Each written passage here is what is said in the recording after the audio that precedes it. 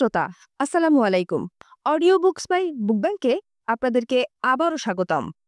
আমরা পড়ছিলাম রবার্ট গ্রিনের the lodge of human nature বইটি, মানব প্রকৃতির বিধিবিধান। আজ পড়ব এর ৬ষ্ঠ অধ্যায়, তোমার দৃষ্টিভঙ্গি উন্নত করো, অদূরদর্শিতার বিধিবিধান। বর্তমানে তুমি যা দেখো এবং যা শোনো তা দ্বারা তোমার স্বভাব প্রকৃতির প্রাণী বা পশুত্ব অংশ মুগ্ধ হয়। সর্বশেষ সংবাদ, প্রতিবেদন এবং ফ্যাশন ধারা, মতামত এবং তোমার চারপাশের মানুষের পদক্ষেপ, যেটাকে তোমার নাটকীয় মনে হয় তাতেই মুগ্ধ হও। এটাই তোমাকে প্রলুব্ধ করে দ্রুত ফলাফল এবং অর্থ পেতে। এটাই তোমাকে বর্তমান অবস্থা সম্পর্কে অত্যাধিক প্রতিক্রিয়া করায়, উল্লসিত অথবা ভীতু করার মাধ্যমে। লোকদের লক্ষ্যের সংকীর্ণতা বা প্রশস্ততা যাচাইয়ের মাধ্যমে তাদের পরিমাপ করা শেখো।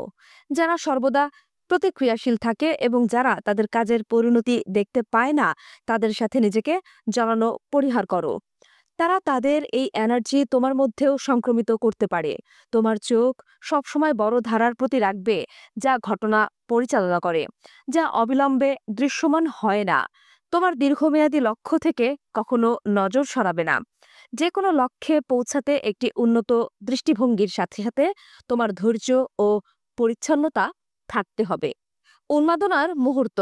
১৯১৯ সালের গ্রীষ্মকালের পুরোটা ও শীতের শুরুতে ইংরেজ জন ব্লান্ট ১৬৬৫ থেকে ১৭৩৩, যিনি ছিলেন সাউথ সি কোম্পানির একজন প্রভাবশালী পরিচালক, ক্রমবর্ধমান উদ্বেগ নিয়ে প্যারিসের সংবাদ পর্যবেক্ষণ করেন। সে সময় ফরাসিরা দর্শনীয় অর্থনৈতিক উত্থানের মাঝামাঝি ছিলেন। প্রাথমিকভাবে মিসিসিপি কোম্পানির সাফল্য এই উত্থান ঘটেছিল, একটি শিল্পোদ্যোগ যা শুরু করেছিলেন প্রবাসী স্কটম্যান জন ল। ফ্রেঞ্চ নিয়ন্ত্রিত লুইজিয়ানা অঞ্চলের ধনী ব্যবসায়ীদের শোষণ করার জন্য এই কোম্পানি করেছিল। ল শেয়ার বিক্রি করেছিলেন এবং এর মূল্য অব্যাহতভাবে বাড়ছিল। সৎ শ্রেণীর ফরাসিরা শেয়ার বিক্রি করে নগদ টাকা বের করে আনছিলেন এবং অবিশ্বাস্যভাবে ধনী হয়ে উঠছিলেন। মিলিয়নিয়ার শব্দটি এই মাসে উদ্ভাবিত হয়েছে।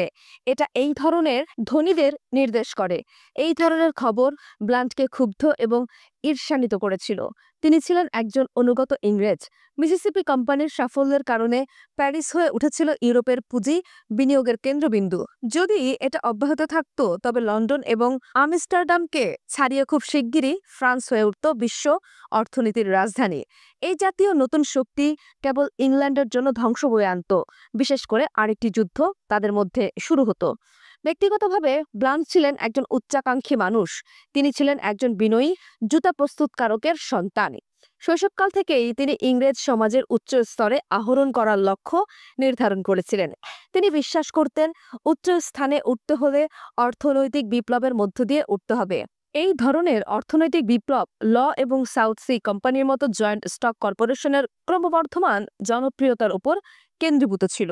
জমির মালিক হওয়ার মধ্যে দিয়ে প্রথাগত উপায়ে ধনসম্পদ অর্জনের বিপক্ষে শেয়ার কেনার মাধ্যমে অপেক্ষাকৃত সহজে টাকা উপার্জন করা যায় এবং এর লাভ করমুক্ত।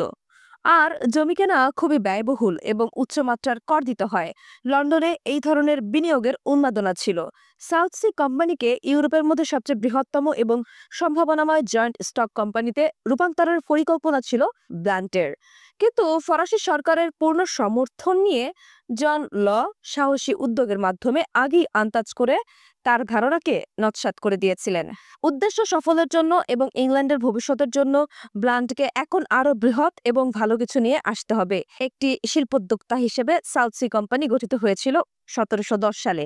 দক্ষিণ আমেরিকার সাথে ইংরেজ বাণিজ্যে একচেটিয়া কর্তৃত্বের অনুমোদন লাভের বিনিময়ে এই কোম্পানি ইংলিশ সরকারের বিশাল ঋণের একটি অংশ পরিচালনা ও নিয়ন্ত্রণ করত। বেশ কিছু বছর কোম্পানিটি কোনো বাণিজ্য করেনি, কিন্তু সরকারের জন্য অনানুষ্ঠানিক ব্যাংক হিসেবে সেবা দিত। কোম্পানিতে তার নেতৃত্বের মধ্য দিয়ে ব্লান্ট সম্পদশালী এবং ক্ষমতাবান ইংরেজদের সাথে সম্পর্ক প্রতিষ্ঠা করেছিলেন। এর মধ্যে উল্লেখযোগ্য ছিলেন রাজা প্রথম জর্জ ১৬৬০ থেকে ১৭২৭। তিনি নিজেও এই কোম্পানিতে বিরাট বিনিয়োগ করেছিলেন এবং এই কোম্পানির গভর্নর হয়েছিলেন। ব্লান্টের জীবনের মূল মন্ত্র ছিল বড় চিন্তা করো, এবং এটা তার জীবনে ভালোই কাজে দিচ্ছিল। তিনি ফরাসিদের ছাড়িয়ে যাওয়া বা দমন করার লক্ষ্যে কোনো পন্থা উদ্ভাবনের জন্য ভীষণভাবে মাথা খাটাচ্ছিলেন। অবশেষে 1719 সালের অক্টোবর মাসে তিনি একটি স্কিম চালু করেন। এটা ছিল তার মূলমন্ত্র বা আদর্শের যোগ্য। তিনি অনুভব করেছিলেন এর মধ্যে দিয়ে পরিস্থিতি বদলে যাবে। রাজার নেতৃত্বে ইংরেজ সরকার সবচেয়ে বড় যে সমস্যাটি মোকাবেলা করছিল তা ছিল বিশাল ঋণের বোঝা। ৩০ বছর ধরে চলমান ফ্রান্স এবং স্পেনের সাথে যুদ্ধের কারণে সরকারকে এই বিশাল অঙ্কের ঋণ ধার করে নিতে হয়েছিল। ব্লান্টের প্রস্তাবটি সহজ এবং বিস্ময়কর ছিল। ঋণের দায় সম্পূর্ণরূপে নিয়ে নেয়ার উদ্দেশ্যে সাউথ সি কোম্পানিটি সরকারকে একটি ফি দেবে। এর মূল্যমান ছিল ৩১ মিলিয়ন পাউন্ড। বিনিময়ে কোম্পানিটি ঋণের বার্ষিক সুদের মাসুল পাবে। তারপর কোম্পানি এই ৩১ মিলিয়ন পাউন্ড ঋণকে রাষ্ট্রীয় মালিকানায় থেকে ব্যক্তিগত মালিকানায় হস্তান্তর করবে এবং এটা বিক্রি করে দেবে যেন এটা একটা পণ্য। সাউথ সি কোম্পানির শেয়ার হিসেবে বিক্রি করবে। এক একটির মূল্য হবে ১০০ পাউন্ড। যারা সরকারকে অর্থ ধার দিয়েছিল তারা তাদের আইওইউকে সাউথ সি কোম্পানিতে সমপরিমাণ শেয়ারে রূপান্তর করতে পারবে, আর যেসব শেয়ার উদ্ধৃত থাকবে তা জনসাধারণের কাছে বিক্রি করা হবে। একটি শেয়ারের দাম ১০০ পাউন্ড থেকে শুরু হবে। যে কোনো স্টকের দাম ওঠানামা করতে পারবে, কিন্তু এই ক্ষেত্রে যদি সঠিকভাবে পরিচালিত হয় তবে দাম শুধু ঊর্ধ্বমুখী হবে। সাউথ সি কোম্পানির একটি আকর্ষণীয় নাম ছিল এবং এটা একটা সম্ভাবনা ধরে রেখেছিল যে কোম্পানিটি দক্ষিণ আমেরিকায় ব্যবসা বাণিজ্য শুরু করবে। এই স্কিমে অংশ নেওয়া ইংরেজ ঋণদাতাদের একটি দেশপ্রেমিক দায়িত্বও ছিল। যেখানে তাদের ঋণ বাতিল করতে হতো সেখানে তারা সরকারের দেওয়া বার্ষিক সুদের মাসুলের চেয়ে বেশি অর্থ উৎপাদনে সক্ষম হবে।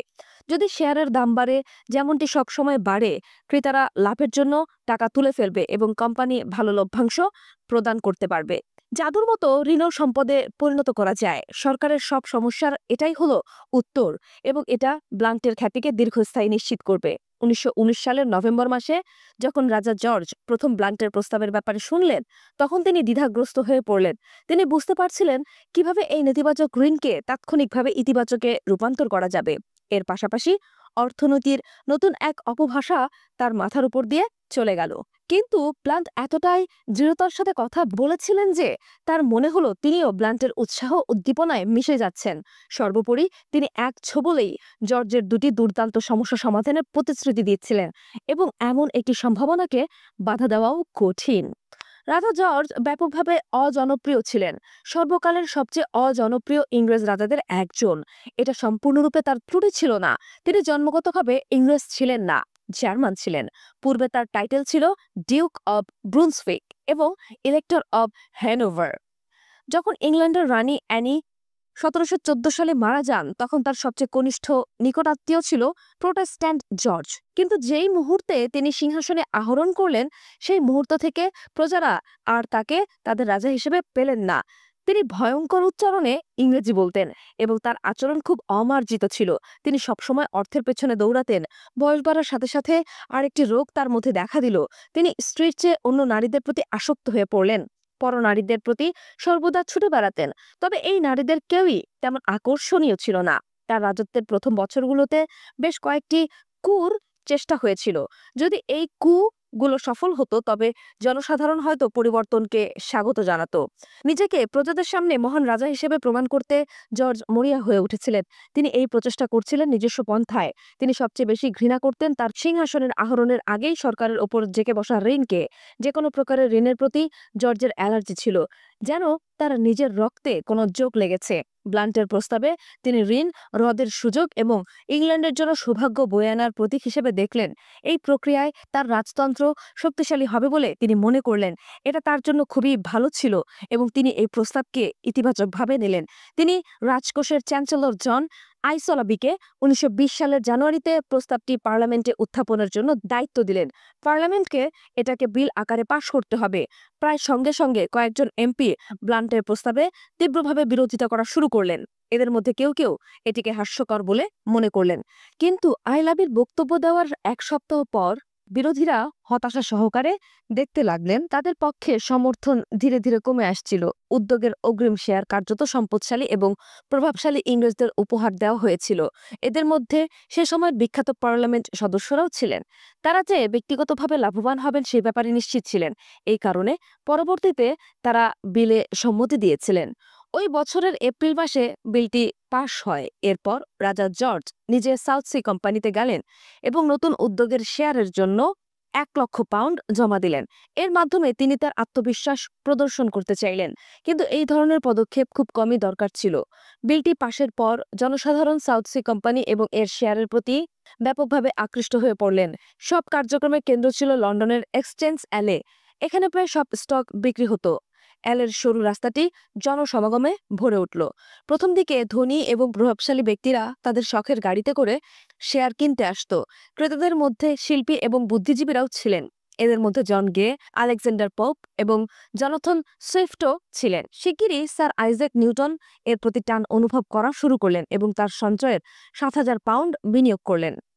যাই হোক, কয়েক সপ্তাহ পর তিনি সংশয় অনুভব করেন শেয়ারের দাম বাড়ছিল এবং সুতরাং তিনি শেয়ার বিক্রি করে টাকা তুলে আনলেন, যা ছিল তার বিনিয়োগের দ্বিগুণ।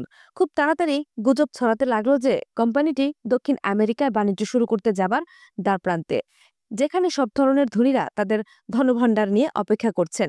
এটা আগুনে ঘি ঢালার মতো অবস্থা তৈরি করলো। সব শ্রেণী পেশার মানুষ সাউথ সি কোম্পানির শেয়ার কেনার জন্য লন্ডনে জড়ো হলো। ব্লান্ট ছিলেন অর্থনীতির আলকেমিস্ট, যিনি ঋণকে সম্পদে রূপান্তরের সিক্রেট খুঁজে পেয়েছিলেন। গ্রামগঞ্জের কৃষকরা বিছানার নিচ থেকে তাদের জমানো কয়েন টেনে বের করলেন এবং তাদের ছেলে ও ভাতিজাদের পাঠিয়ে দিলেন যত বেশি সম্ভব শেয়ার কেনার জন্য। এই জ্বর সব শ্রেণীর নারীদেরকেও আক্রান্ত করল, যারা সাধারণত এই ধরনের ছোঁয়াচে জিনিসে আক্রান্ত হয় না। এখন অভিনেত্রীরা তাদের ডাচেসদের সাথে এক্সচেঞ্জ অ্যালেতে কোনোই হসতে লাগলেন। দর শুধু বাড়ছেই। 300 পাউন্ড ছাড়িয়ে 400 পাউন্ড হয়ে গেল। ফ্রান্সের মতো ইংল্যান্ডেও দর্শনীয় অর্থনৈতিক তেজিভাবে অভিজ্ঞতা অর্জন করছিল। 28 মে রাজা তার 60তম জন্মবার্ষিকী উদযাপন করলেন। এটা খুবই মিতব্যয়ী একটা পার্টি ছিল, যা আগে কেউ কখনো দেখেনি। ফ্রান্সের তৈরি এক ধরনের লাল মদ এবং শ্যাম্পেইনের বড় বড় পাত্র সাজানো হয়েছিল। পার্টিতে একজন মহিলা তার নতুন সম্পদ জাহির করার জন্য মণিখচিত পোশাক পরে এসেছিলেন। ধনীরা তাদের ছোট ছোট ম্যানশন ভেঙে তা বড় বড় বাড়ি দ্বারা প্রতিস্থাপন করলেন। কুলিরা এবং পদচারীরা তাদের কাজ ছেড়ে দিলেন। তারা দামি গাড়ি কিনলেন আর তাদের নিজের পেশার জন্য কুলি ও পদচারীদের ভাড়া করলেন। একজন তরুণ অভিনেত্রী এই ধরনের সৌভাগ্য তৈরি করতে পেরেছিলেন। তিনি তার কাজ থেকে অবসর নেওয়ার সিদ্ধান্ত নিয়েছিলেন। এবার তিনি একটা থিয়েটার কিনে নিলেন এবং তার ভক্ত সমর্থকদের বিদায় বলে দিলেন। একজন অভিজাত নারী একদিন থিয়েটারে গিয়ে বিস্মিত হয়ে গেলেন। তিনি দেখলেন তার বাসার এক সময়কার কাজের মেয়ে তার চেয়ে আসনে বসে আছে। জনাথন সুইফট তার এক বন্ধুকে দেয়া চিঠিতে লিখলেন, আমি কিছু জানতে চেয়েছি যা লন্ডন থেকে এসেছে। সেখানে ধর্ম কি? তারা আমাকে বলেছে এটা সাউথ সি স্টক। ইংল্যান্ডের পলিসি কি? উত্তর একই। বাণিজ্য কি? South Sea still. ব্যবসা কি? সাউথ সি ছাড়া কিছুই ছিল না। এই জরাক্রান্ত কেনাবেচার জোয়ারের মাঝখানে দাঁড়িয়েছিলেন জন ব্লান্ট। সাউথ সি কোম্পানির শেয়ারের মূল্য বৃদ্ধি, এর প্রতি জনসাধারণের আগ্রহ বৃদ্ধি এবং তা ধরে রাখার জন্য যা করা সম্ভব সবটাই তিনি করেছিলেন। নানা ধরনের অনুদানে তিনি স্টক বিক্রি করে দিয়েছিলেন, মাসুলের উদার শর্তাদি অফার করেছিলেন। প্রতিটি 400 পাউন্ডের বিনিয়োগে ব্লান্ট 300 পাউন্ড ধার দিতেন। তিনি শেয়ারের চাহিদা বজায় রাখতে চেয়েছিলেন এবং লোকজনকে অনুভব করাতে চেয়েছিলেন যে তারা সম্পদ অর্জনের একটিমাত্র সুযোগ হাতছাড়া করে ফেলতে পারে। খুব তাড়াতাড়ি মূল্য 500 পাউন্ড ছাড়িয়ে গেল এবং আরও বাড়তে লাগলো। জুনের 15 তারিখ তিনি অনুদানের মূল্য 1000 পাউন্ড স্থির করলেন। প্রবেশ করতে 10% কম এবং 100% ইনস্টলমেন্টে 4 বছরে ছড়িয়ে পড়বে। কতিপয় কিছু লোক এই শর্তকে বাধা দিলেন। ওই মাসে রাজা জর্জ ব্লান্টকে নাইট উপাধি দিলেন। এখন তিনি একজন ব্যারোনেট। স্যার জন ব্লান্ট ইংলিশ সমাজের শীর্ষ অবস্থানে উঠে গেলেন। হ্যাঁ, দেখতে তিনি আকর্ষণীয় ছিলেন না, কিন্তু তিনি আড়ম্বরপূর্ণ হাতে পেয়েছিলেন। তিনি অনেক মানুষকে সম্পদশালী করেছিলেন এবং এই কারণেই তিনি এখনও ইংলিশ সমাজের সবচেয়ে লালিত একজন সেলিব্রিটি। ধনী এবং ক্ষমতাবানরা গ্রীষ্মকালীন অবকাশের জন্য লন্ডন ছাড়ার প্রস্তুতি নিচ্ছিলেন। তাদের মেজাজ ছিল নিম্নমুখী। ব্লান্টের আত্মবিশ্বাস ছিল, কিন্তু এর আড়ালে তিনি কিছু একটা আতঙ্ক অনুভব করেন, এমনকি ভয়ও পাচ্ছিলেন। অনেক কিছুই তিনি ভবিষ্যৎবাণী করতে ব্যর্থ হয়েছিলেন। তিনি অসাবধানতাবশত অপরিণামদর্শী নতুন অনুমানমূলক ব্যবসায়িক উদ্যোগ উৎসাহিত করেছিলেন। তার ধারণার কিছু ছিল বৈধ আর কিছু ছিল অযৌক্তিক উদ্ভট। জনসাধারণ এখন একটা জ্বরে আক্রান্ত। তারা তাদের অর্থকড়ি নতুন জায়ান্ট স্টক কোম্পানিতে ঢালছে। নগদ প্রতি 1 পাউন্ড যা এর মধ্যে ঢুকেছিল তার জন্য 1 পাউন্ডের কম লোকজনকে সাউথ সি কোম্পানিতে খরচ করতে হয়েছিল, এবং এটা ছিল একটা ক্রমবর্ধমান সমস্যা। ইংল্যান্ডের সেই সময় প্রচুর নগদ অর্থ ছিল এবং তিনি কি পরিমাণ ক্রেডিট অফার করতে পারতেন তারও একটা সীমাবদ্ধতা ছিল। একইভাবে ভবিষ্যতের নিরাপদ বিনিয়োগের জন্য লোকজন জমি কেনায় অর্থলগ্নি করা শুরু করেছিল, এবং এই উদ্দেশ্যে তারা সাউথ সি কোম্পানি থেকে নগদ টাকা বের করে আনছিলেন। ব্লান্ট নিজেও এই কাজটি করেছিলেন যা জনসাধারণের কাছে অজানা ছিল। আরও উদ্বেগজনক একটা ঘটনার অবতারণা হলো ফরাসিরা মিসিসিপি উদ্যোগের উপর থেকে বিশ্বাস হারিয়ে ফেলছিল এবং তাদের অর্থ বের করে আনছিল। নগদ অর্থ দুষ্প্রাপ্য হয়ে উঠল এবং ফরাসি অর্থনীতি হঠাৎ মন্দায় পতিত হলো। এর প্রভাব অবশ্যই লন্ডনের অর্থনীতির ওপর পড়বে। গ্রীষ্মকালীন অবকাশ থেকে লোকজন লন্ডনে ফেরার আগেই ব্লান্টকে পদক্ষেপ নিতে হয়েছিল। পার্লামেন্টে তিনি 1720 সালে বাবল আইন পাশ করলেন। এই আইন রাজকীয় ফরমান দ্বারা অনুমোদনহীন সব জয়েন্ট স্টক কোম্পানিকে নিষিদ্ধ করে দেয়। এটি সব ধরনের অনুমানের পরিসমাপ্তি ঘটায়, কিন্তু এটা যে ফলাফল বা পরিণতি বয়ে আনে তা তিনি আগে বুঝতে পারেননি। হাজার হাজার মানুষ এই নতুন ব্যবসায় তাদের অর্থলগ্নি করেছিলেন, কিন্তু তা আইন দ্বারা অবৈধ হয়ে গেল। তাদের অর্থ ফেরত পাওয়ার আর কোনো রাস্তা ছিল না। তাদের একমাত্র উপায় ছিল সাউথ সি কোম্পানির শেয়ার বিক্রি করা। অনেকেই সাউথ সি কোম্পানির শেয়ার কেনার জন্য অগ্রিম ঋণ ব্যবহার করেছিলেন। তারা কিস্তি পরিশোধের ব্যাপারটি আর অ্যাফোর্ড করতে পারছিলেন না। তারাও নগদ টাকা বের করার চেষ্টা করেন। সাউথ সি এর শেয়ারের মূল্য কমা শুরু হলো। আগস্ট মাসে সাউথ সি এর বাইরের লোকজনের ভিড় লেগে গেল। তারা সবাই শেয়ার বিক্রি করার জন্য মরিয়া হয়ে উঠল। আগস্টের শেষের দিকে ব্লান্ট মরিয়া হয়ে উঠলেন। তিনি আবারও 1000 পাউন্ড করে তার চতুর্থ আর্থিক অনুদান চালু করার সিদ্ধান্ত নিলেন। এবার শর্তাবলী আগের চেয়ে উদার। খ্রিস্টমাস উপলক্ষে 30% ডিভিডেন্ড ঘোষণা করলেন এবং বাৎসরিক ডিভিডেন্ড 50% হবে বলে অঙ্গীকার করলেন। তার এই প্রলুব্ধকর ঘোষণায় অনেকেই ফিরে আসলেন। এদের মধ্যে স্যার আইজ্যাক নিউটনও ছিলেন, কিন্তু অন্যরা যেন স্বপ্ন থেকে জেগে উঠলেন। পুরো বিষয়টা নিয়ে বিস্মিত হয়ে পড়লেন। একটা কোম্পানি যেটি এখনো দক্ষিণ আমেরিকায় কোনো ব্যবসা শুরু করেনি, যার বাস্তব সম্পদ বলতে ছিল ঋণের বিনিময়ে সরকারের দেওয়া সুদ, সেই কোম্পানি কিভাবে এত বড় অঙ্কের ডিভিডেন্ড দেবে? সেপ্টেম্বরের শুরুতে শেয়ার বিক্রয় একটি আতঙ্কে পরিণত হলো। প্রায় সবাই কাগজের শেয়ারকে টাকায় পরিণত করার জন্য হুমড়ি খেয়ে পড়ল। নগদ অর্থের আতঙ্ক ত্বরান্বিত হওয়ার সাথে সাথে ইংল্যান্ডের ব্যাংকগুলোর অবস্থা কাহিল হয়ে পড়ল। তীব্র আকারের অর্থ সংকট তৈরি হলো। ইংল্যান্ডে এটা পরিষ্কার হয়ে গেল যে কোম্পানির বাগাড়ম্বর শেষের পথে। অনেকেই ভাগ্যহারা হলো। হঠাৎ অর্থনৈতিক পতনে তারা তাদের সারা জীবনের সঞ্চয় হারিয়ে ফেললেন। বিজ্ঞানী আইজ্যাক নিউটনের ক্ষতি হলো 20,000 পাউন্ড। এত বড় অঙ্কের অর্থ হারিয়ে তিনি অসুস্থ হয়ে পড়লেন। লোকজন যা আছে তাই বেচা শুরু করে দিলেন। খুব শিগগিরই আত্মহত্যার একটা ঢেউ ইংল্যান্ডের সমাজে ছড়িয়ে পড়ল।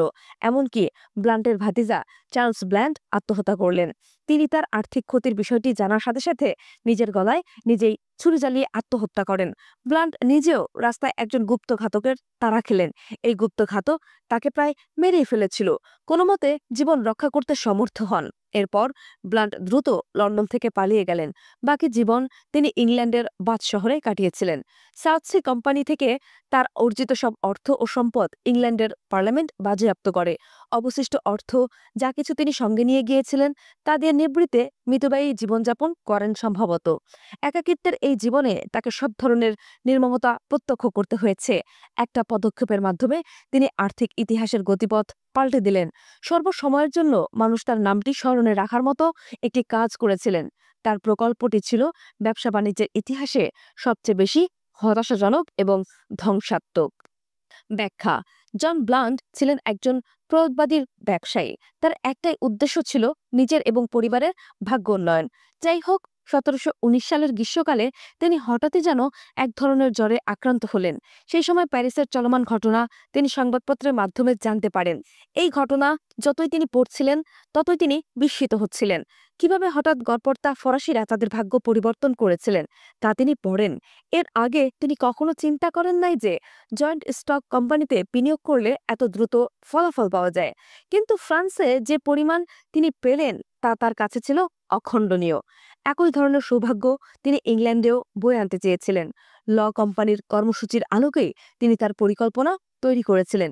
এখানে মারাত্মক বিষয়টি হলো একটি সুস্পষ্ট প্রশ্ন তার মনে দাগ কাটেনি। তা হলো তার প্রকল্প বা পরিকল্পনাটি নির্ভর করত শেয়ারের মূল্য বৃদ্ধির ওপর।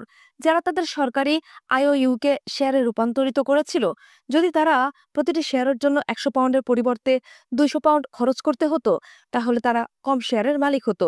এতে বেশি পরিমাণে শেয়ার থেকে যেত এবং সাউথ সি কোম্পানি তা জনসাধারণের কাছে বিক্রয় করে বড় ধরনের লাভ করতে পারত। যদি শেয়ার 200 পাউন্ডে কেনা হতো, তবে দর বৃদ্ধি অব্যাহত থাকলে তা মূল্যবান হতো এবং একটা পর্যায়ে বিক্রি করতে পারত। দর বৃদ্ধি দেখে আরও ঋণদাতারা তাদের শেয়ার রূপান্তরিত করতে উৎসাহিত হতো এবং আরও অনেক মানুষ এই শেয়ার ক্রয় করত। দর বৃদ্ধি অব্যাহত থাকলেই কেবল প্রত্যেকে লাভবান হতো। কিন্তু কিভাবে দর বৃদ্ধি অব্যাহত থাকবে যার কোনো বাস্তব সম্পদের ভিত্তি নেই, যেমন বাণিজ্য?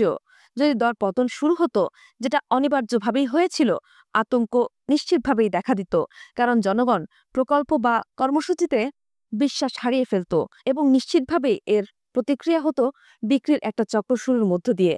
ব্লান্ট কিভাবে এটা অনুমান করতে পারল না? উত্তরটি সহজ। ব্লান্টের মানসিক টাইম ফ্রেম একটা জায়গায় সংকুচিত হয়েছিল। সে বুঝতেই পারেনি সামনের মাসগুলোতে কি হতে যাচ্ছে। তার নতুন কর্মসূচির ফলাফল বা পরিণতি কি হতে পারে তা বিবেচনা করার ক্ষমতাও তিনি হারিয়ে ফেলেছিলেন। ফ্রান্সের ঘটনা এবং যে সম্পদ ও ক্ষমতা তিনি অর্জন করতে চলেছেন, তার দ্বারা অভিভূত হয়ে তার মন মানসিকতা শুধু বর্তমানের ওপর কেন্দ্রীভূত ছিল। এর দ্বারা প্রভাবিত হয়ে তিনি মনে করেছিলেন তার কর্মসূচি সফল করতে পারবেন। প্রাথমিক সাফল্য উদ্বেলিত হয়ে তিনি ভেবেছিলেন দরবৃদ্ধির এই ঊর্ধ্বমুখী ধারা অব্যাহত থাকবে। এটা যতই এগিয়েছে, তিনি নিশ্চিতভাবে বুঝতে পেরেছিলেন তাকে আরও দ্রুত দাম বাড়াতে হবে এবং উদার ঋণদানের শর্তের মধ্যে দিয়ে আরও বিনিয়োগকারীদের আকৃষ্ট করাই এক্ষেত্রে একমাত্র পথ। এই পথ তার কর্মসূচিকে আরও অনিশ্চিত এবং ঝুঁকিপূর্ণ করে তুলেছিল। একটা সমাধান হাজারটা বিপদ ডেকে আনলো।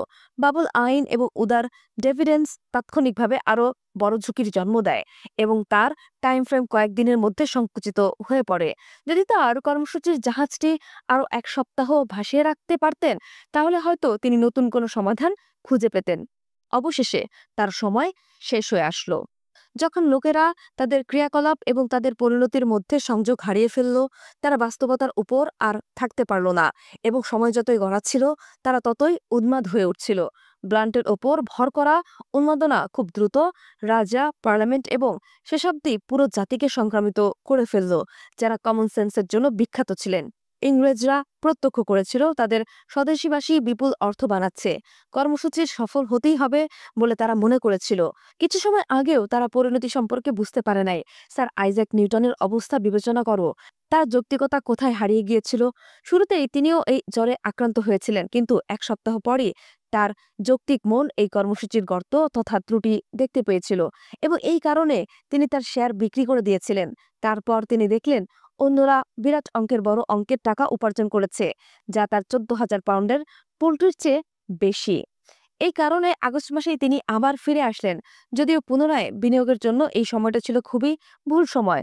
নিউটন নিজেও এসব কিছু বোঝার সক্ষমতা হারিয়ে ফেলেছিল। একজন ডাচ ব্যাংকার লন্ডনের এক্সচেঞ্জ অ্যালের এই দৃশ্য প্রত্যক্ষ করেছিলেন। ঘটনা দেখে মনে হচ্ছিল মানসিক রোগীরা এইমাত্র সব পাগলাগারদ থেকে পালিয়ে এসেছে। বোঝো বা অনুধাবন করো। আমরা মানুষেরা মুহূর্তের মধ্যে বেঁচে থাকার ঝোঁকপ্রবণ। এটা আমাদের স্বভাব প্রকৃতির প্রাণী বা পশু অংশ। আমরা প্রথম ও সর্বাগ্রে যা দেখি ও শুনি এবং যা নাটকীয় ঘটনার প্রতি রেসপন্ড করি। কিন্তু আমরা কেবল এমন প্রাণী নই যারা শুধু বর্তমানের সাথে আবদ্ধ। মানবিক বাস্তবতা অতীত দ্বারা পরিবেষ্টিত।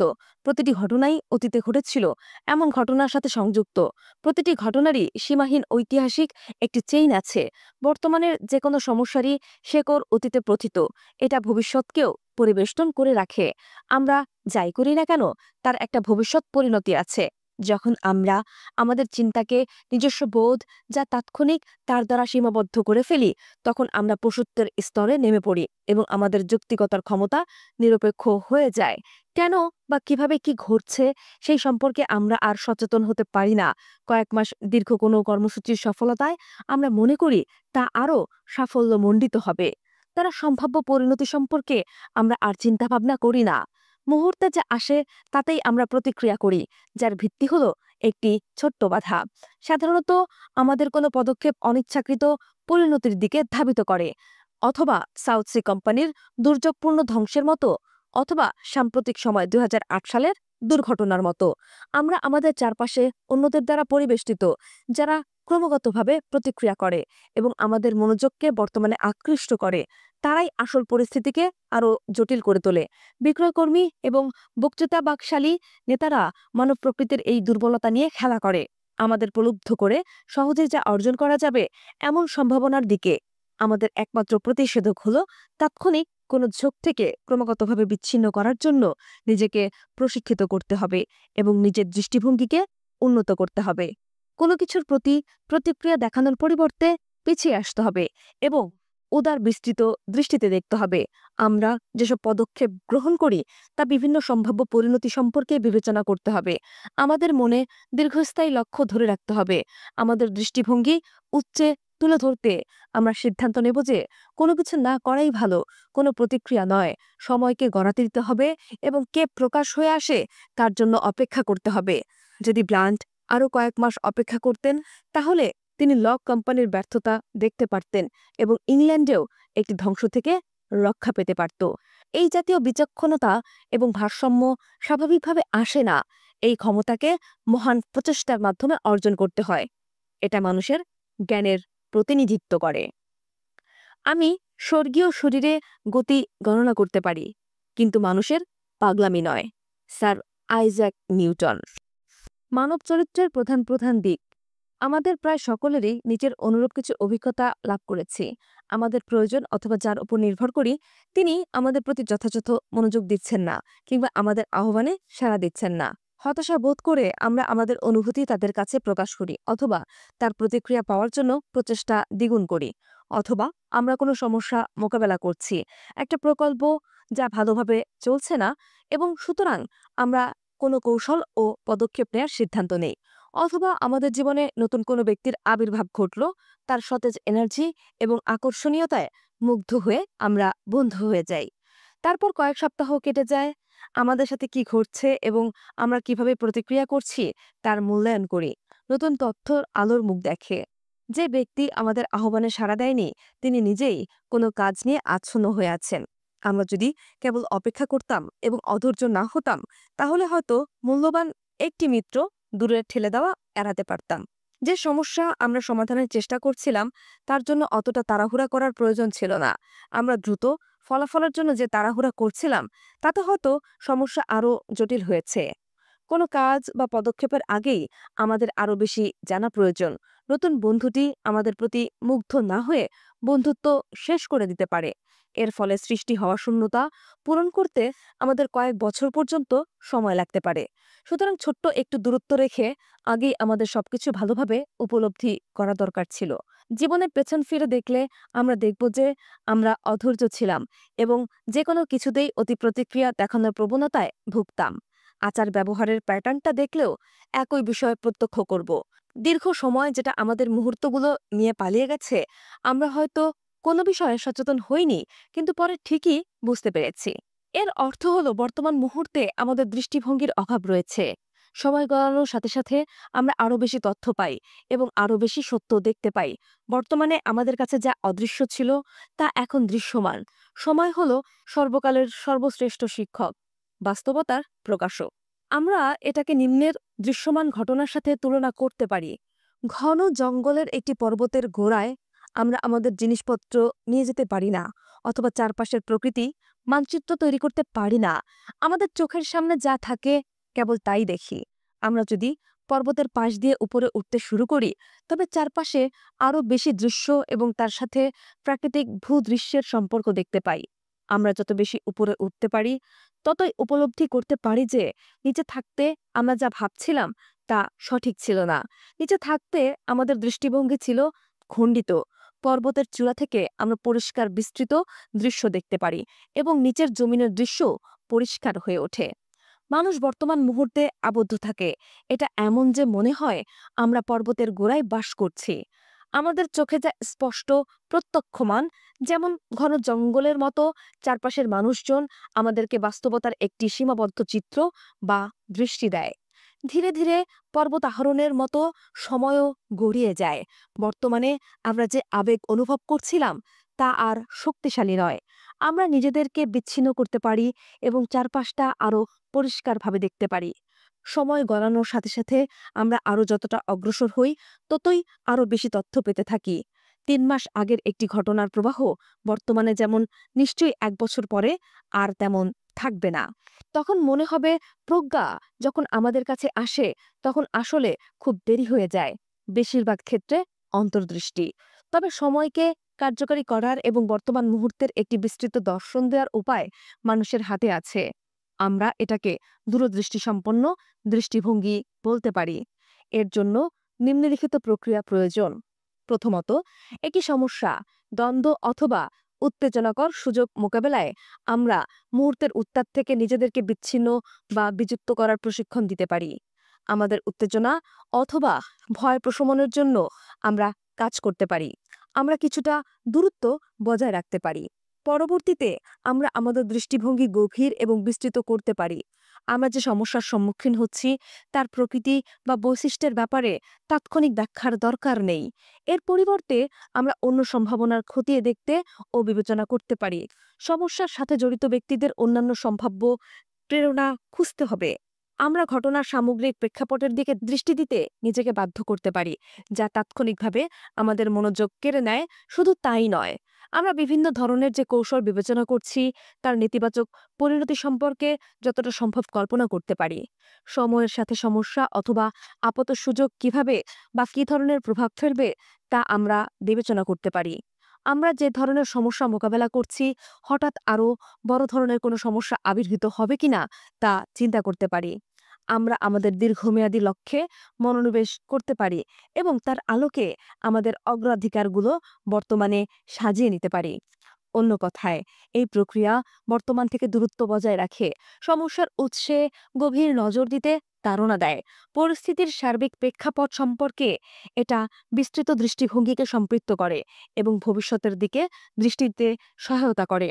আমাদের কাজ বা পদক্ষেপের পরিণতি এবং আমাদের দীর্ঘস্থায়ী অগ্রাধিকারকে অন্তর্ভুক্ত করে।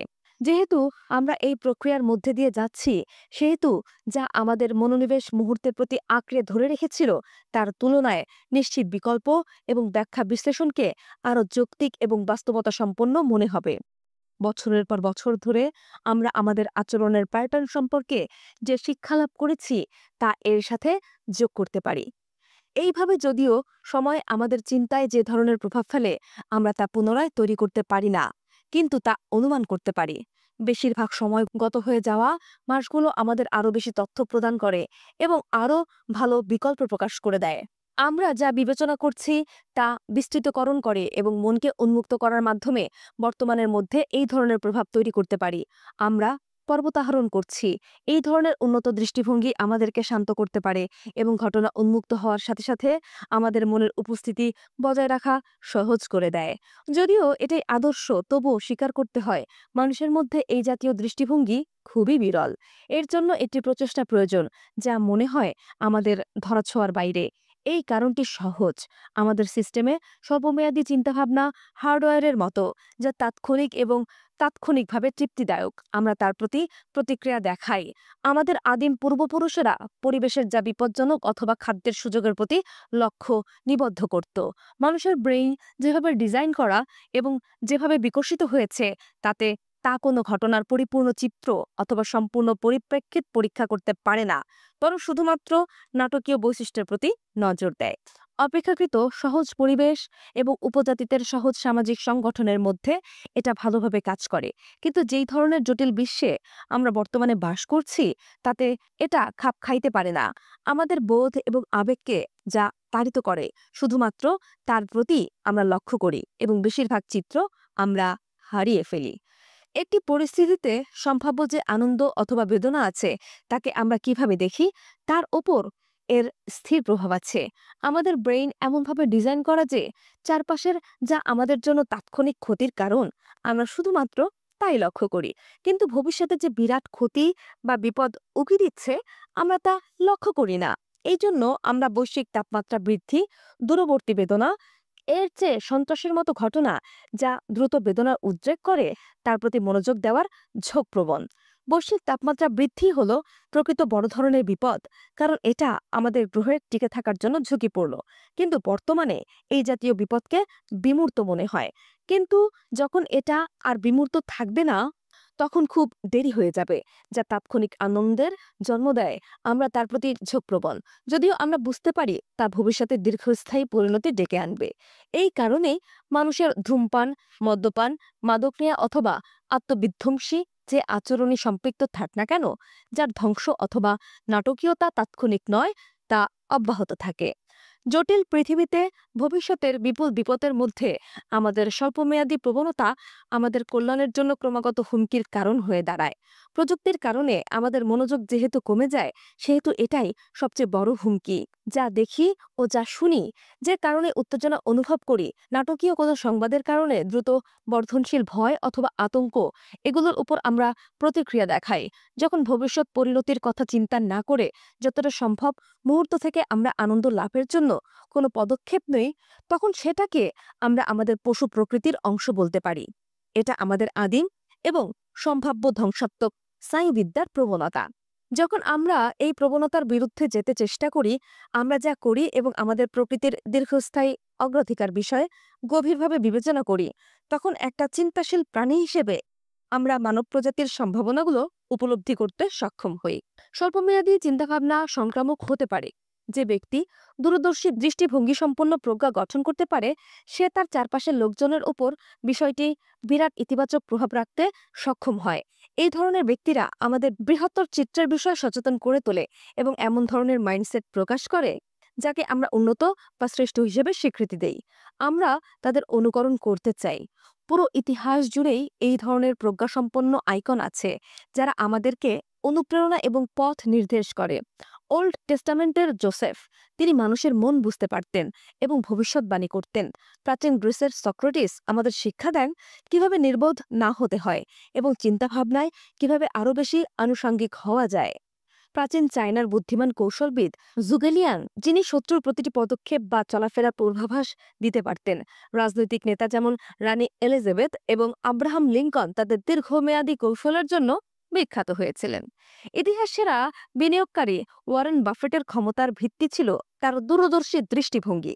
যদি সম্ভব হয়, যাদের সময় সচেতনতা সংকীর্ণ, যারা সর্বদা প্রতিক্রিয়ার মেজাজে থাকে, তাদের সাথে গভীর যোগাযোগ পরিহার করো। যার সময় সম্পর্কে বিস্তৃত সচেতনতা আছে, তার সাথে মেলামেশা করো। সংকীর্ণ দৃষ্টিভঙ্গির 4টি লক্ষণ এবং তা থেকে পরিত্রাণের কৌশল। আমাদের বেশিরভাগই ধারণা করি যে আমরা দীর্ঘমেয়াদী চিন্তাভাবনায় অন্তর্ভুক্ত। সর্বোপরি আমাদের লক্ষ্য এবং পরিকল্পনা রয়েছে, তবে সত্যি আমরা নিজেদেরকে বোকা বানাচ্ছি যখন আমরা অন্য ব্যক্তিদের সাথে তাদের নিকটবর্তী এবং দূরবর্তী পরিকল্পনার ব্যাপারে কথা বলি। তখন এটা আমরা পরিষ্কারভাবে দেখতে পারি। আমরা তাদের পরিকল্পনার অস্পষ্টতা এবং চিন্তাভাবনায় গভীরতার অভাব দেখে বিস্মিত হই।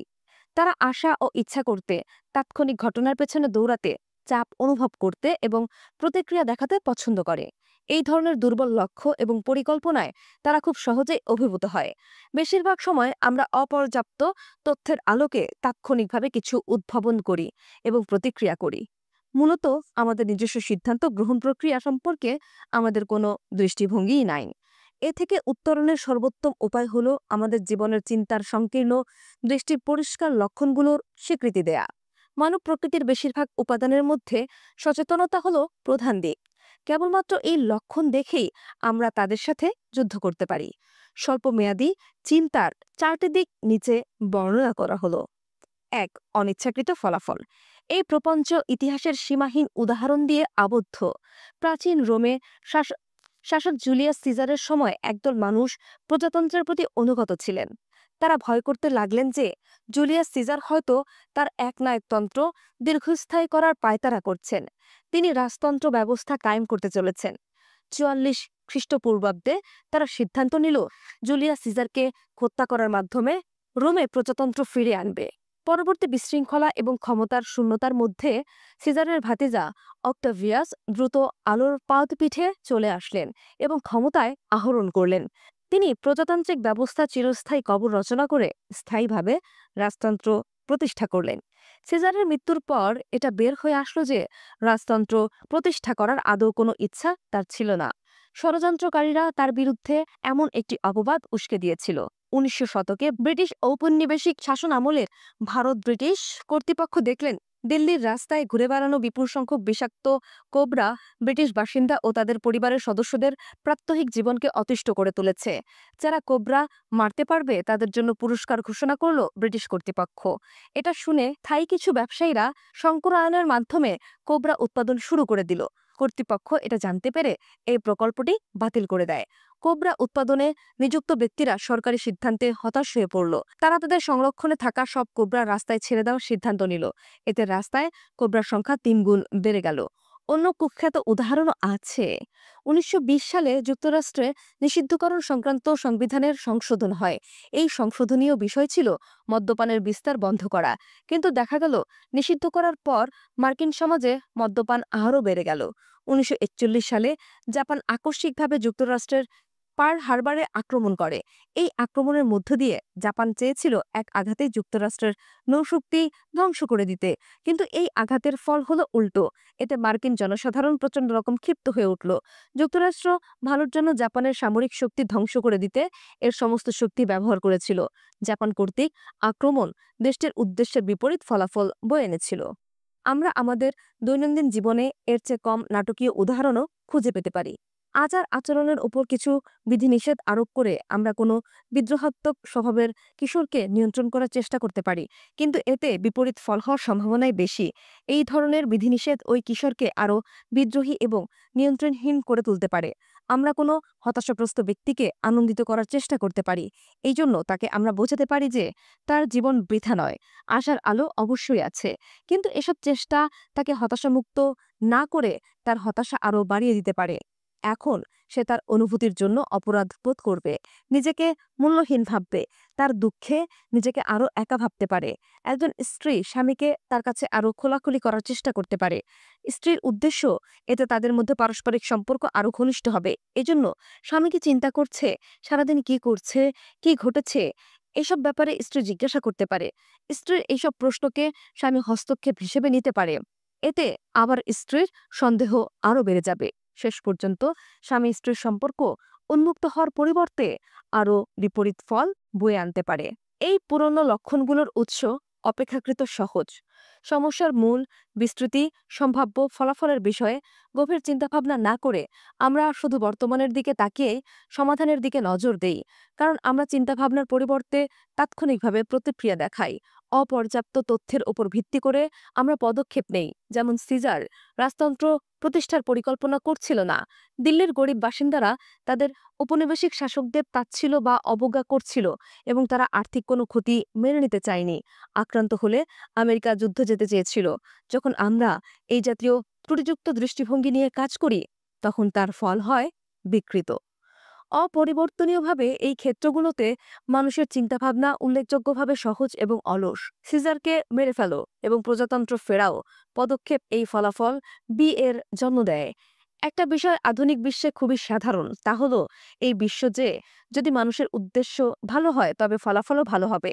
যদি একজন রাজনীতিবিদ সৎ হন এবং উদ্দেশ্য ভালো হয়, তাহলে তিনি আকাঙ্ক্ষিত ফলাফল নিয়ে আসতে পারেন। বস্তুত ভালো উদ্দেশ্যগুলো কোবরা প্রভাব হিসেবে পরিচিত, কারণ মহৎ উদ্দেশ্যের মানুষ প্রায় আত্মনীতিবান অনুভূতির দ্বারা অন্ধ হয়ে থাকে এবং জটিলতা ও অন্যের পরশ্রীকাতর প্রণোদনা বিবেচনা করে না।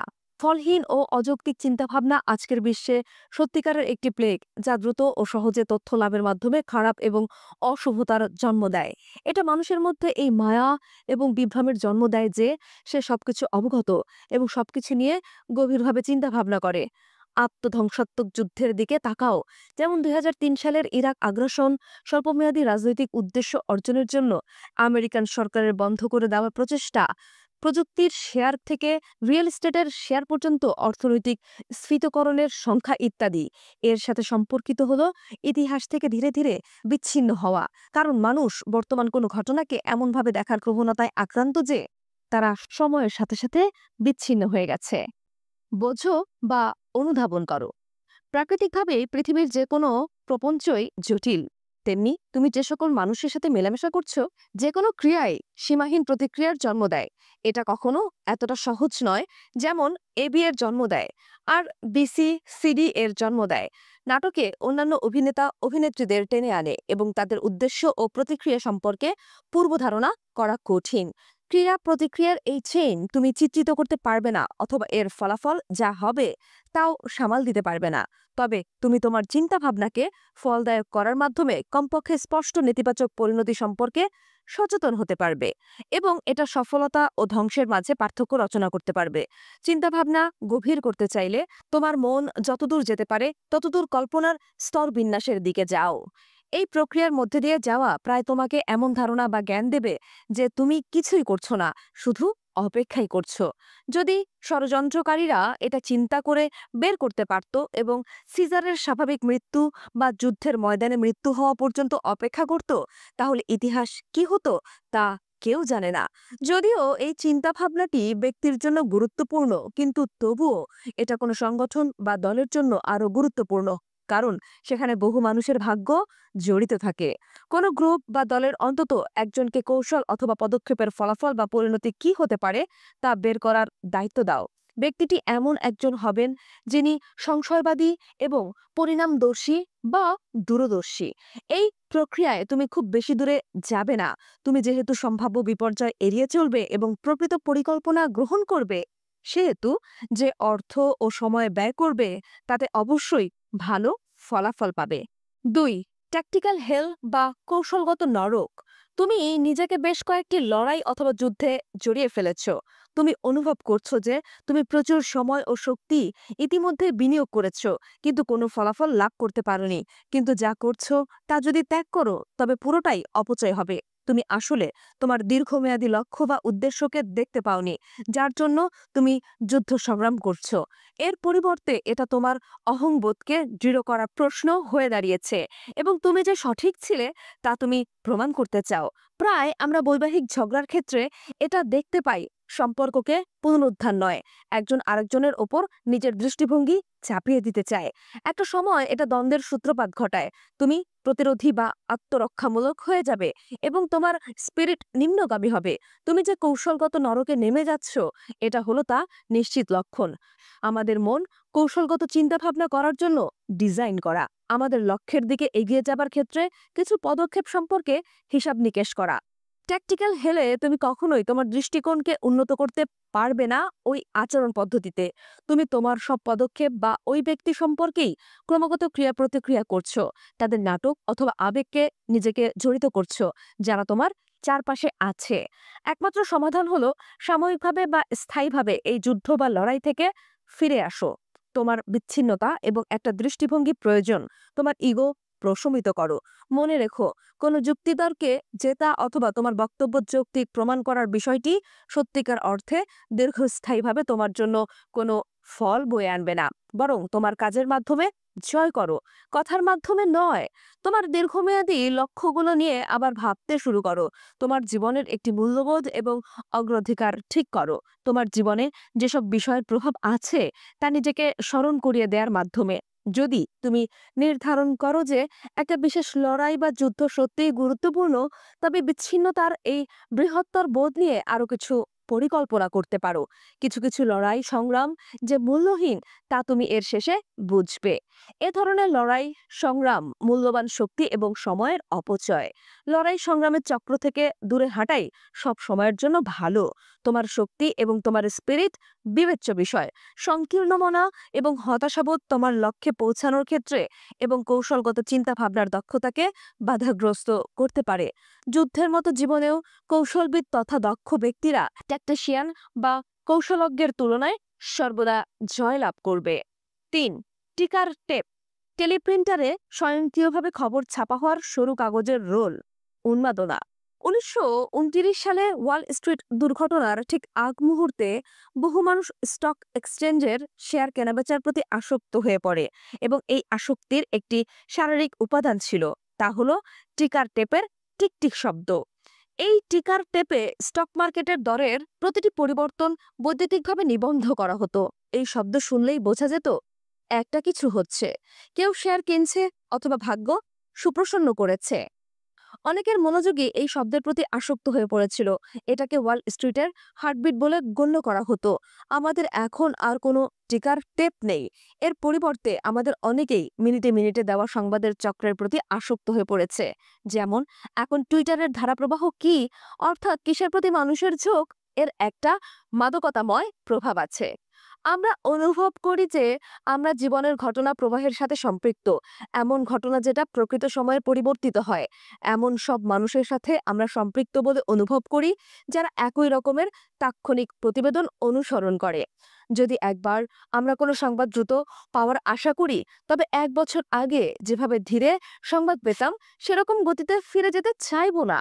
বস্তুত আমরা বেশি বেশি তথ্য খুব দ্রুত পাওয়ার প্রয়োজনীয়তা অনুভব করি। এই ধরনের অধৈর্য জীবনের অন্যান্য উপাদানেও ছড়িয়ে পড়ে, যেমন ড্রাইভিং, বই পড়া, সিনেমা দেখা।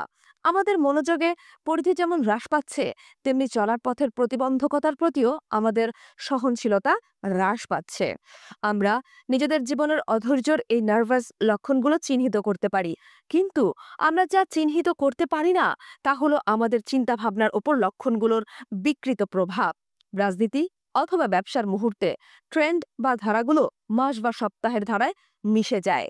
সময়ের বিস্তৃতি একটি বিনিয়োগ, একটি কৌশলগত ধারণা, একটি খেলোয়াড় দল অথবা একজন রাজনৈতিক প্রার্থীর অপেক্ষাকৃত দুর্বলতা এবং শক্তিগুলো প্রকাশ করে দেয়। ক্ষুদ্রতম মুহূর্তে আমরা যা দেখি তার সম্পূর্ণ বিপরীত। বিচ্ছিন্নতা আমাদের এই শক্তি অথবা দুর্বলতা সম্পর্কে কিছুই বলবে না। এগুলো আমাদের প্রতারণাপূর্ণ ইমপ্রেশন দেয়, যা সময়ের সাথে সাথে উচ্চারিত হওয়ার মাধ্যমে বর্তমানের ইচ্ছাশক্তিকে প্রকাশিত হয়। নিজেকে সর্বশেষ সংবাদের সাথে ধরে রাখা খুবই স্বাভাবিক একটি প্রবণতা, তবে মুহূর্তের উপর ভিত্তি করে কোনো সিদ্ধান্ত নিলে তা মিসলিড বা ভুল পথে চালিত করতে পারে। অধিকন্তু বর্তমানের কোনো ইতিবাচক অথবা নেতিবাচক পরিবর্তনের প্রতি মানুষ প্রতিক্রিয়া অথবা অতিরিক্ত প্রতিক্রিয়া করার ঝোঁকপ্রবণ। তাদের ভয়ে নিজের জড়িতকরণকে রোধ করা দ্বিগুণ কঠিন হয়ে যায়। সাবেক মার্কিন প্রেসিডেন্ট আব্রাহাম লিঙ্কনের যুগের কথা স্মরণ করো। সে সময় প্রযুক্তি এত উৎকর্ষতা ছিল না, তাই তাকেও খুব বেশি প্রযুক্তির মুখোমুখি হতে হয়নি। গৃহযুদ্ধের সূচনাতেই তিনি বৃহত্তম একটি চিত্র দেখতে পেয়েছিলেন। তিনি যেমনটি অনুমান করেছিলেন, উত্তরকে টিকে রাখতে হবে, কারণ এই অংশের মানুষ এবং সম্পদ বেশি। একমাত্র বিপদ হলো সময়। ইউনিয়ন আর্মিদের যুদ্ধের জন্য প্রস্তুত করতে, উন্নতি বা বিকাশ করতে লিঙ্কনের সময়ের প্রয়োজন ছিল। তার আশা অনুযায়ী যুদ্ধ পরিচালনার জন্য দরকার ছিল বেশ কয়েকজন জেনারেলকে খুঁজে বের করা। কিন্তু যদি এতে খুব বেশি সময় চলে যায় এবং অব্যাহত যুদ্ধে কোনো জয় না পাওয়া যায়, তবে জনমত বিপক্ষে চলে যেতে পারে। আর একবার যদি উত্তরাঞ্চলের মধ্যে বিভেদের সৃষ্টি হয়, তবে লিঙ্কনের উদ্দেশ্য সফল করা অসম্ভব হয়ে পড়বে। তার ধৈর্যের ধারার প্রয়োজন ছিল, আবার একই সাথে যুদ্ধের ময়দানে জয়েরও প্রয়োজন ছিল। যুদ্ধের প্রথম বছরে উত্তরাঞ্চলকে বিরাট পরাজয়ের মুখোমুখি হতে হয়। সবাই প্রেসিডেন্টের যোগ্যতা নিয়ে প্রশ্ন তোলা শুরু করলো। উত্তরাঞ্চলের প্রভাবশালী ব্যক্তি সম্পাদক হোরেচ গ্রিলি শান্তি আলোচনা করার প্রস্তাব তুলল। অন্যরা সর্বশক্তি দিয়ে দ্রুত দক্ষিণাঞ্চলের উপর আঘাত হানার আহ্বান জানালো। তবে এমন আঘাত হানার জন্য উত্তরাঞ্চলের সেনারা তখন ততটা প্রস্তুত হয়ে উঠতে পারেনি। ক্রমেই প্রেসিডেন্ট লিঙ্কনের উপর চাপ বাড়তে থাকলো, কারণ উত্তরাঞ্চল কোনো একটা জায়গাতেও সুবিধা করতে পারছিল না। পরিশেষে 1863 সালে ভিক্সবার্গে জেনারেল উলিসেস এস গ্র্যান্ট জয়লাভ করতে সমর্থ হলেন। তার আগ পর্যন্ত এই চাপ বেড়েই চলেছিল।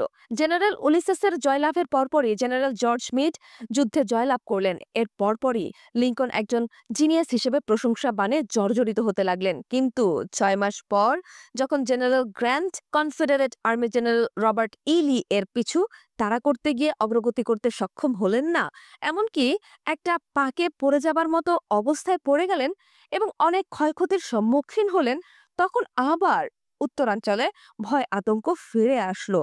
এবার আবারও সম্পাদক গ্রিলি দক্ষিণাঞ্চলের সাথে শান্তি আলোচনার জন্য আহ্বান জানালেন। ওই বছর ছিল নির্বাচনের বছর। লিঙ্কন পুনরায় জিততে পারবেন বলে মনে হচ্ছিল না। ততদিনে তিনি ব্যাপকভাবে অজনপ্রিয় হয়ে পড়েছেন।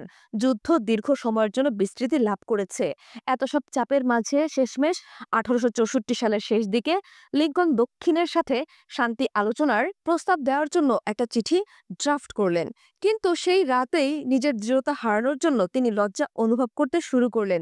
একটি ড্রয়ারে চিঠির ড্রাফটটি লুকিয়ে রাখলেন। তিনি অনুভব করতে লাগলেন যে যেভাবেই হোক স্রোতকে বিপরীতমুখী করতে হবে এবং দক্ষিণকে চূর্ণ বিচূর্ণ করে দিতে হবে।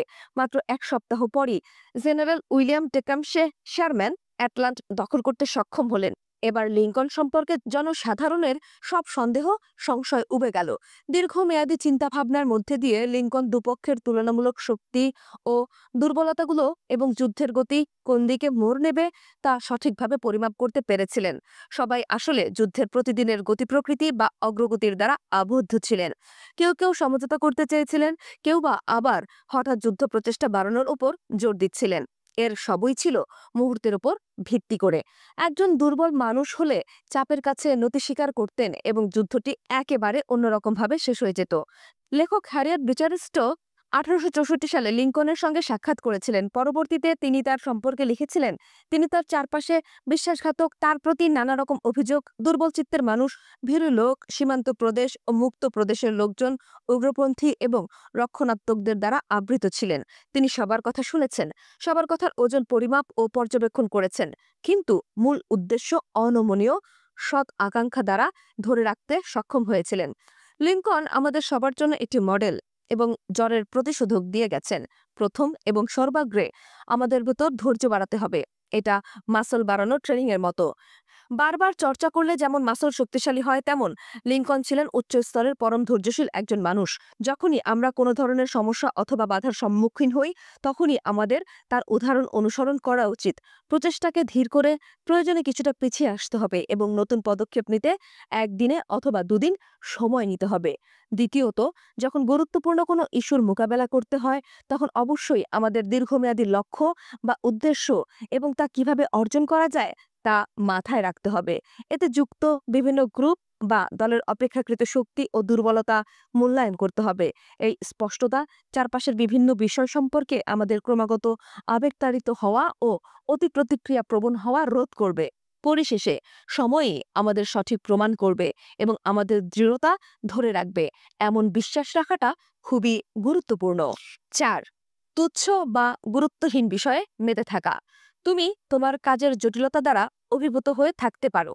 তুমি সবকিছু এবং চলমান বৈশ্বিক ধারার শীর্ষে ওঠার প্রয়োজনীয়তা অনুভব করতে পারো, যাতে তুমি সবকিছু খুব ভালোভাবে নিয়ন্ত্রণ করতে পারো। এই অনুভূতি তোমাকে তথ্যের মধ্যে ডুবিয়ে দেবে। তুমি যে তোমার অগ্রাধিকার ভুলে গেছো, এটা তার পরিষ্কার লক্ষণ। কোন ঘটনাটি সবচেয়ে বেশি গুরুত্বপূর্ণ, কোন সমস্যায় বেশি নজর দেওয়া প্রয়োজন। স্পেনের রাজা দ্বিতীয় ফিলিপ 1527 থেকে 1598 হল এই লক্ষণ বৈশিষ্ট্যের আদর্শ। তিনি পেপার ওয়ার্কের উপর বিশ্বাসী ছিলেন, নিজেকে স্পেনীয় সরকারের সব দিকের শীর্ষে রাখার প্রতি ঝোঁক প্রবণ ছিলেন। এই প্রবণতা তিনি সবকিছু নিয়ন্ত্রণ করেছেন, এই অনুভূতি তাকে দিত। কিন্তু সত্যিকার অর্থে শেষ পর্যন্ত কোনো কিছুর উপরই তার কোনো নিয়ন্ত্রণ থাকতো না। এসকোরিয়ালের নতুন প্রাসাদে কোথায় টয়লেট স্থাপন করবেন এবং রান্নাঘর থেকে তার দূরত্ব কতটুকু হবে তা নিয়ে তিনি এত ব্যস্ত হয়ে পড়তেন। পুরোহিতদের নির্দিষ্ট সদস্যদের সম্মানী কেমন হবে, তাদের সামনে কি বক্তব্য দেবেন তা নিয়ে দিনটি কাটিয়ে দিতেন। কিন্তু এসব করতে গিয়ে তিনি মাঝে মাঝে গুরুত্বপূর্ণ গোয়েন্দা প্রতিবেদন ও জাতীয় নিরাপত্তার ইস্যু সম্পর্কে যথাযথ গুরুত্ব দিতেন না বা দিতে পারতেন না। তুরস্কের সেনাবাহিনীর অবস্থার বিষয়ে হাতে আসা নানা প্রতিবেদনে তিনি গভীরভাবে মনোনিবেশ করেছিলেন। তিনি বিশ্বাস করেন, গোয়েন্দারা যেহেতু এত প্রতিবেদন দিচ্ছে, সেহেতু তুর্কি সেনাবাহিনীতে অবশ্যই বিরাট দুর্বলতা আছে। এই বিশ্বাস দ্বারা প্ররোচিত হয়ে তিনি তুর্কি বাহিনীর উপর আক্রমণের সিদ্ধান্ত গ্রহণ করলেন। যেভাবেই হোক, তার এই বিচার বা মূল্যায়নটি ভুল ছিল। যুদ্ধটি 18 বছর দীর্ঘস্থায়ী হলেও কোনো ফলাফল আসলো না। এতে স্পেনের বিপুল অর্থনৈতিক ক্ষতি সাধিত হলো। ইংল্যান্ডের সাথে সম্পর্কের ক্ষেত্রেও একই প্রক্রিয়া ঘটে। ইংরেজ নৌবাহিনীর অবস্থার প্রতিটি বিষয়ে রানী এলিজাবেথের প্রতি জনগণের সমর্থন, অর্থনৈতিক ও প্রতিরক্ষার প্রতিটি রিপোর্টই রাজাকে পড়তে হতো। ইংল্যান্ডের বিষয়ে কয়েক বছর অধ্যয়ন করে একটি সিদ্ধান্তে তিনি উপনীত হন। 1588 সালে রাজা ইংল্যান্ডকে আক্রমণের জন্য রণতরীর একটা বহর পাঠানোর সিদ্ধান্ত নিলেন। কিন্তু তিনি সবচেয়ে গুরুত্বপূর্ণ বিষয় আবহাওয়ার প্রতিবেদনের ওপর যথেষ্ট মনোযোগ দিতে ব্যর্থ ছিলেন। সাগরের ঝড় নৌবহরকে ধ্বংস করে দিতে পারে। তুরস্ক অথবা ইংল্যান্ডের বিষয়ে যেসব তথ্য তিনি পেয়েছিলেন তাতেই বিশ্বাস করেন। কিন্তু সময়ের সাথে দেশ দুটির অবস্থা যে পরিবর্তন হলো তা উপলব্ধি করতে তিনি সম্পূর্ণরূপে ব্যর্থ হন। আপাতত মনে হতো তিনি নিজেই সবকিছু নিয়ন্ত্রণ করছেন, কিন্তু আসলে কি তিনি সবকিছুর শীর্ষে ছিলেন? ছিলেন না। বছরের পর বছর ধরে ফিলিপ নিজের মনকে পড়াশোনার প্রতি এত বেশি নিবদ্ধ করে রেখেছিলেন যে শেষ পর্যন্ত তিনি মাথা ব্যথায় আক্রান্ত হন এবং সবসময় ঘুম ঘুম অনুভব করতেন। তার চিন্তায় অবশ্যই বৈকল্য ছিল। তার সিদ্ধান্তগুলো স্পেনের সাম্রাজ্যের অবক্ষয় ডেকে আনে। কোনো না কোনোভাবে সম্ভবত তুমিও তোমার কল্পনার চেয়ে রাজা দ্বিতীয় ফিলিপের মতো দরিদ্র। তোমার জীবনের ক্ষেত্রেও তাৎক্ষণিক কিছু যা গুরুত্বপূর্ণ মনে হয় তার প্রতি তুমি মনোনিবেশ করো, কিন্তু একই সময় তুমি আবহাওয়া যা তোমার প্রকল্পকে ধ্বংস করে দিতে পারে তার প্রতি গুরুত্ব দাও না, উপেক্ষা করো। ফিলিপের মতো তুমিও অগ্রাধিকার বিবেচনার পরিবর্তে তথ্য গ্রহণের ঝোঁকপ্রবণ। এটা শেষ পর্যন্ত ক্ষতি ডেকে আনে। কিন্তু ব্রেনের একটা সীমাবদ্ধতা আছে। অতিরিক্ত তথ্য মানসিক অবসন্নতা, দ্বিধাগ্রস্ততা এবং অসহায়ত্বের কারণ হয়। শুরুতে প্রতিটি বিষয় বা ঘটনাকেই সমান গুরুত্বপূর্ণ মনে হয়, যেমন রাজা ফিলিপের কাছে টয়লেট স্থাপন ও তুরস্কের সাথে যুদ্ধের একই রকম গুরুত্বপূর্ণ মনে হয়েছিল। অগ্রাধিকার মানদণ্ড এবং দীর্ঘমেয়াদী লক্ষ্যের ভিত্তিতে তোমার মনোজগতে একটি ফিল্টারিং সিস্টেম থাকা প্রয়োজন, যাতে তুমি কোনটা প্রয়োজন আর কোনটা প্রয়োজন নয় তা বাছাই করতে পারো। তোমাকে সবকিছু বিস্তারিত জানতে হবে না। কখনো কখনো তোমাকে প্রতিনিধি রাখতে হবে, তোমার সহযোগীকে সামাল দেওয়ার ক্ষমতা দিতে হবে। মনে রেখো যে পরিস্থিতির বাস্তব মূল্যায়ন ঘটে ঘটনাসমূহের উপর বেশি নিয়ন্ত্রণ আসবে। বিশেষ করে তুরস্ক বিষয়ে ব্রেইন যদি নিমজ্জিত থাকে, তবে তাতে জটিলতা আরও বাড়ে। দূরদৃষ্টি সম্পূর্ণ মানুষ আমাদের বেশিরভাগই তুলনামূলকভাবে সংকীর্ণ সময়ের মধ্যে বাস করে। আমরা সময়ের পরিক্রমাকে নেতিবাচক কিছুর সাথে সম্পৃক্ত করি। ধীরে বয়স বৃদ্ধি এবং মৃত্যুর দিকে ধাবিত হই। সহজাতভাবেই আমরা অতীত এবং ভবিষ্যৎ নিয়ে গভীরভাবে চিন্তা করা থেকে পিছিয়ে আসি। আমরা 1 বছর অথবা 2 বছরের পরিকল্পনা নিয়ে ভাবতে পারি, যা ভবিষ্যতের সাথে সম্পর্কিত। কিন্তু আমাদের চিন্তা হলো গভীর বিশ্লেষণ ছাড়া দ্বীপ স্বপ্নের মতো একটি ইচ্ছা। আমাদের কিছু পছন্দ বা শৈশবের কিছু বেদনাদায়ক স্মৃতি থাকতে পারে, যা অতীতের সাথে সম্পৃক্ত। সাধারণভাবে অতীত আমাদের প্রতিহত করে বা হতবুদ্ধি করে তোলে। প্রতিটি বছর অতিক্রান্ত হওয়ার সাথে সাথে আমরা অনেক পরিবর্তন হয়ে যাই। 5, 10, 20 বছর আগে আমরা কি ছিলাম তা ভেবে আশ্চর্য হয়ে যাই। আমরা কি সেই সম্পর্কে আসলে আমাদের কোনো সুসংহত বোধ নাই। 5 বছর বয়স এবং 35 বছর বয়সের মধ্যে সংযোগের সুসংহত অনুভূতি নাই। দুই দিকের কোনো দিকের গভীরে না গিয়ে আমরা শুধু বর্তমানের মধ্যেই বাস করি। আমরা যা দেখি এবং যা শুনি এবং অন্যরা যা বলে শুধু তার প্রতি প্রতিক্রিয়া দেখাই।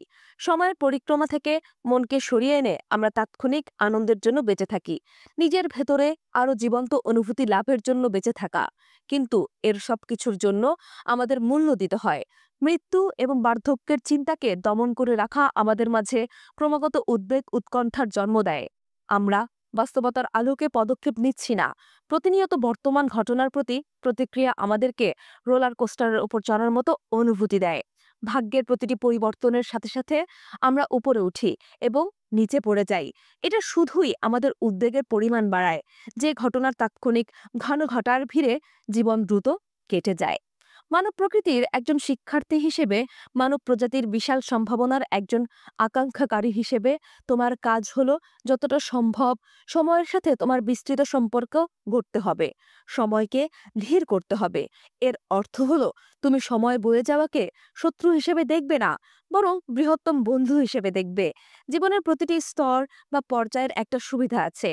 তারুণ্যের মধ্যে বেশি সুস্পষ্ট, তবে বয়স বাড়ার সাথে সাথে দৃষ্টিভঙ্গিও প্রসার হয়। বয়স বৃদ্ধি তোমাকে আতঙ্কিত করে না, মৃত্যুও সমানভাবে তোমার বন্ধু। প্রতিটি মুহূর্তকে সর্বোচ্চ করতে হবে, এটা তোমাকে প্রেরণা দেবে, এটা তোমাকে জরুরতের বোধ দেবে। সময় হলো তোমার সবচেয়ে বড় শিক্ষক। এটা তোমার বর্তমানকে গভীরভাবে প্রভাবিত করবে। বর্তমানে তুমি যে সমস্যার মোকাবেলা করছো তা থেকে লাভ করা সচেতনতার অভিজ্ঞতা তোমার ভবিষ্যৎ উদ্বেগ দূর করতে সাহায্য করবে এবং তোমার অগ্রাধিকারগুলো সামঞ্জস্যপূর্ণ করতে সহায়তা করবে। এটা জানতে পারার অর্থ হলো সময় তোমার পরিকল্পনার দুর্বলতাগুলোকে প্রকাশ করে দিবে। তুমি আরো বেশি সতর্ক এবং সুবিবেচনা প্রসূত হতে পারবে। তুমি তোমার দীর্ঘমেয়াদী লক্ষ্য বা উদ্দেশ্য সম্পর্কে গভীরভাবে চিন্তাভাবনা করো, যা ভবিষ্যতের সাথে সম্পর্কিত। এগুলো অস্পষ্ট কোনো স্বপ্ন নয়, বরং দৃঢ় উদ্দেশ্য, যে লক্ষ্যে পৌঁছাতে তুমি একটি পরিষ্কার মানচিত্র তৈরি করছো। অতীতের সাথে সম্পর্কিত হতে তুমি তোমার শৈশব সম্পর্কে একটা গভীর সংযোগবোধ অনুভব করো। হ্যাঁ, তুমি প্রতিনিয়ত পরিবর্তিত হচ্ছ, এবং এই পরিবর্তন হচ্ছে সারফেস বা পৃষ্ঠতল, এবং এটা বাস্তব পরিবর্তনের একটা বিভ্রম বা মায়া মাত্র। বস্তুত তোমার চরিত্র শৈশবেই গঠিত হয়েছে নির্দিষ্ট ক্রিয়াকলাপের প্রতি তোমার ঝোঁক, প্রবণতা এবং পছন্দ অপছন্দের উপর ভিত্তি করে। তোমার বয়স যত বাড়ে, চরিত্র তত দৃশ্যমান হয়। অতীতে যে সময় তোমার ভেতর পরিচিতর একটা শক্তিশালী বোধের জন্ম দিয়েছে, তার সাথে তুমি জৈবিকভাবে সংযুক্ত হওয়া অনুভূতি লাভ করো। তুমি কি পছন্দ এবং কি অপছন্দ করো তা বুঝতে পারো। তুমি কে তা তুমি জানতে পারো। এটা তোমাকে আত্মভালোবাসা বজায় রাখতে সহায়তা করবে। এটা তোমাকে গভীর আত্মকেন্দ্রিকতায় নিমজ্জিত হওয়া থেকে প্রতিরোধ করবে এবং সহানুভূতি বিকাশে সাহায্য করবে। এছাড়াও তুমি তোমার অতীতের ভুল এবং শিক্ষার প্রতি গভীর মনোনিবেশ করতে পারবে। অন্যদের মতো তুমি বর্তমান এবং গত হওয়া আনন্দকে উপভোগ করো। তুমি কোনো সাধু সন্ন্যাসী নও। তুমি মুহূর্তের ধারা এবং জীবনের চলমান প্রবাহের সাথে সংযুক্ত হও, কিন্তু সকল প্রতিকূলতা ডিঙিয়ে দীর্ঘমেয়াদী লক্ষ্যে পৌঁছানোর মাধ্যমে তুমি আরও বৃহৎ আনন্দ উৎপন্ন করতে পারো। সময়ের সাথে বিস্তৃত এই সম্পর্কের একটা প্রভাব তোমার উপর আছে। এই প্রভাব তোমাকে শান্ত, আরও বেশি বাস্তববাদী এবং তোমার উপর আছর ফেলতে পারে এমন ঘটনার সাথে তাল মিলিয়ে চলতে সাহায্য করে। এটা তোমাকে উচ্চতর কৌশলবিদ হতে সাহায্য করবে। বর্তমানে যা ঘটছে তার প্রতি মানুষের মাত্রাতিরিক্ত প্রতিক্রিয়া রোধে তোমাকে সাহায্য করবে এবং ভবিষ্যৎ আরও গভীরভাবে পর্যবেক্ষণ করতে সহায়তা করবে। বছর অনেক কিছু শেখায় যা দিন জানে না। Ralph Waldo Emerson. শ্রোতা বন্ধুগণ, শেষ হলো আমাদের ৬ষ্ঠ অধ্যায়। বইটি শুনে যদি আপনাদের কাছে ভালো লেগে থাকে, অবশ্যই আপনার বন্ধুদের সাথে শেয়ার করতে ভুলবেন না।